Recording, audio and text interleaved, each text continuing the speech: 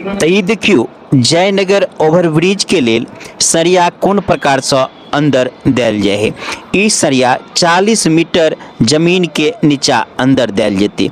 40 metre भ गेल लगभग 130 feet के आसपास एतेक लंबा सरिया ई अंदर देखियो देल जा रहा है। जमीन के नीचा एतेक रहते आ ई गोल गोल एक जगह पर दूटा जैसे पिलर बनत। अभी केना छेद भ रहल है उ तो अगला वीडियो में देखा देने रही कि केना केना छेद करे एते गहीर में।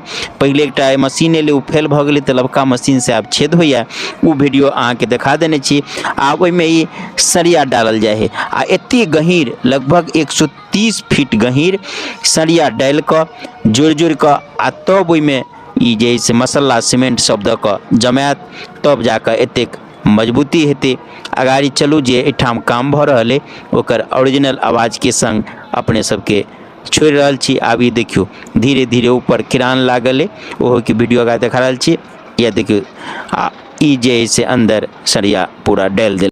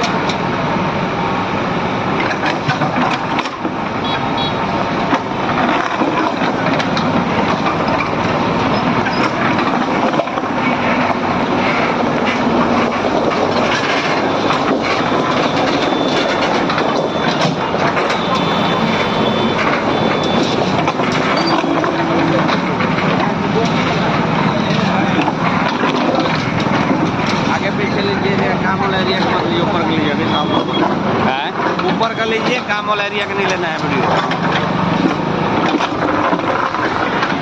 ठीक है, जेबे करें।